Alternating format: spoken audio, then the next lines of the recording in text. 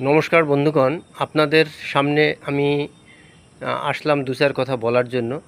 কলকাতায় পূর্বে ঘটে গিয়েছে, প্রায় 2 বছর আগে আপনারা জানেন, ঘটে গিয়েছে এক পৈশাচিক ঘটনা।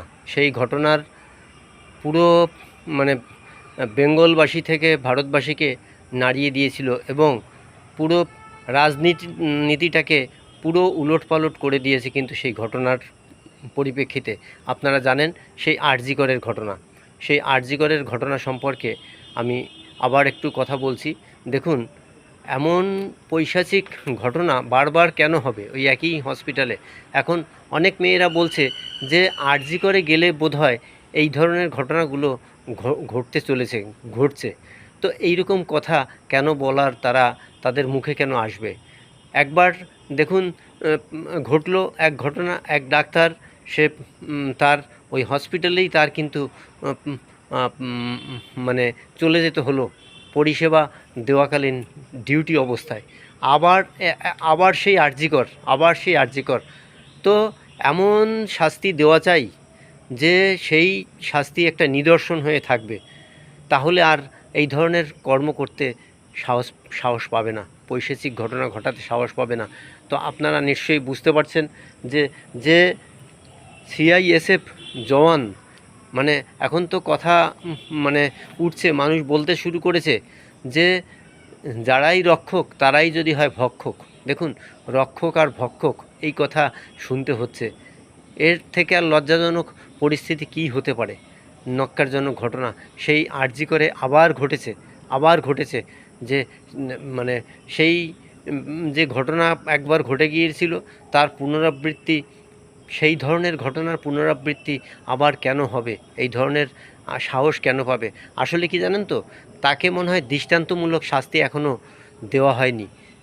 দৃষ্টান্তমূলক শাস্তি যদি সে পেত তাহলে মানুষ কিন্তু একটু ভয় পেত। আর সেই দৃষ্টান্তমূলক শাস্তি যেহেতু এখনও আইনের গণ্ডি পার হতে পারেনি, সেই আইনের মধ্যেই রয়ে গেছে, যার ফলে এই ধরনের পৈশাচিক ঘটনা কিন্তু সেই সিআইএসএফ জওয়ান, সে কিন্তু ঘটিয়েছে। এর বিরুদ্ধে নতুন করে ন্যক্কারজনক অভিযোগ এবং ব্ল্যাকমেলের ঘটনা ঘটল। আসলে এই ধরনের মনোবৃত্তি হলো মানসিক বিকারের পরিচয়।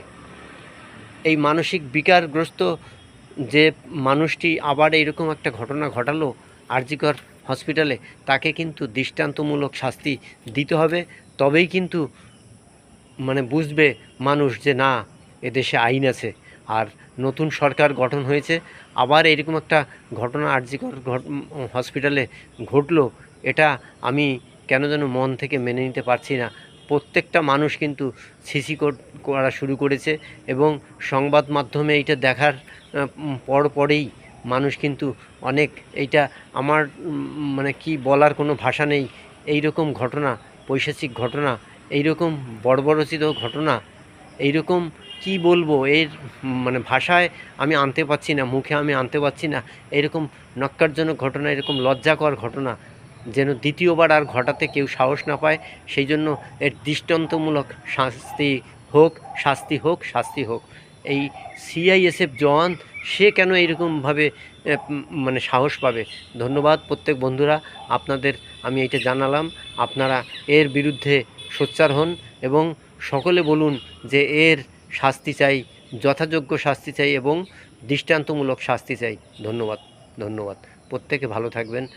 সবাইকে আমার অভিনন্দন রইল বন্ধুরা।